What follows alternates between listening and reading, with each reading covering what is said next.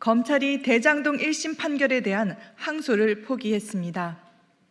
이제 2심에서는 피고인의 주장만 다루어지고 형량은 낮아질 수 있어도 더 높아질 수 없습니다. 단군 이래 최대 규모 비리라고 불리는 대장동 사건의 진실을 국민은 법정에서 더 이상 확인할 수 없게 되었습니다. 검찰이 포기한 것은 항소가 아니라 국민입니다. 더욱이 이 사건은 항소 포기 결정이 단순한 법리 판단이 아니라 정권의 정치적 판단이 개입된 결정이라고 볼 수밖에 없다는 점에서 매우 심각합니다. 검찰 수사팀은 어제 새벽 공식 입장을 통해 대검찰청과 서울중앙지검 지휘부가 부당한 지시로 항소장을 제출하지 못하게 했다고 밝혔습니다. 항소장은 이미 작성되어 있었고 중앙지검장 결재도 끝났으며 대검 보고까지 마쳤습니다. 제출만 남은 상황에서 자정 직전 항소 금지 지시가 내려졌다는 것입니다. 게다가 법무부가 항소는 불필요하다는 의견을 냈다는 보도까지 나왔습니다. 결국 수사팀이 항소를 강하게 주장했음에도 불구하고 검찰 수뇌부와 법무부가 이를 뒤집은 것은 결국 대장동 사건 수사 재판 종결을 원하는 정치 권력의 입맛에 맞춘 결과 아니겠습니까? 이 사건은 이재명 대통령 본인의 형사재판과 직접 연결된 사건입니다. 대통령이 공범으로 기소된 사건에서 법무부가 검찰과 항소 여부를 논의했다는 것 자체가 심각한 이해 충돌입니다. 대통령 사건에 대해 법무부 장관은 애초에 수사 지휘권을 내려놓았어야 합니다.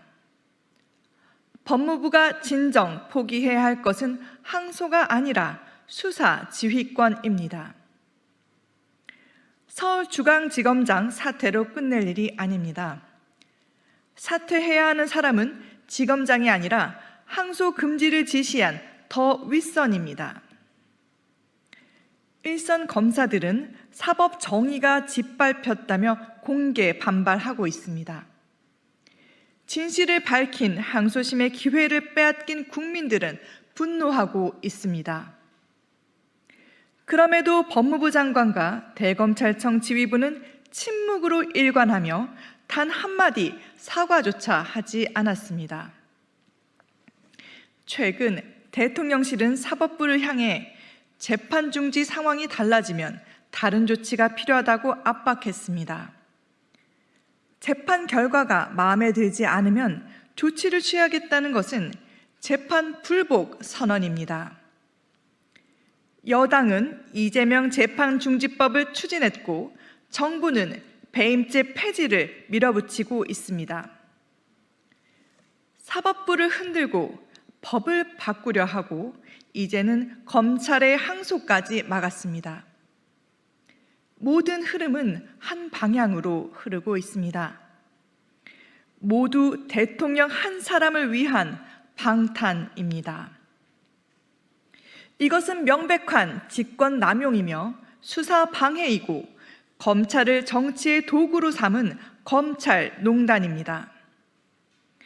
법치는 대통령도 예외가 아니어야 합니다. 그러나 지금 대한민국은 대통령 한 사람을 위해 법치가 멈추고 있습니다.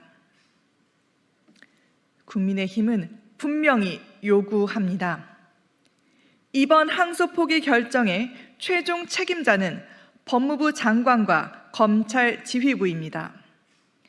그들은 권력의 눈치를 보며 정의를 저버린 데 대해 국민 앞에 즉각 사죄하고 책임을 져야 합니다.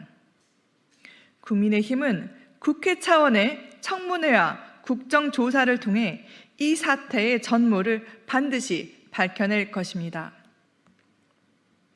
국민의힘은 이번 대장동 사건 항소 포기 사태를 정권 차원의 사법 개입이자 정의의 후퇴로 규정합니다. 검찰이 국민의 눈을 피해 권력의 눈치를 본다면 그것은 더 이상 정의의 기관이 아닙니다. 검찰은 국민의 검찰이지 정권의 방패가 아닙니다.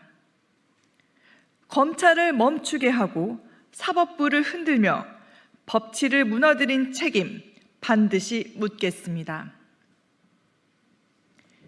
김영삼 전 대통령은 말씀하셨습니다. 닭의 목을 비틀어도 새벽은 온다.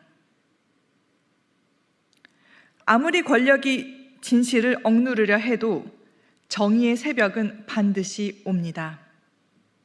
국민의힘은 그 새벽의 시작을 국민과 함께 열겠습니다.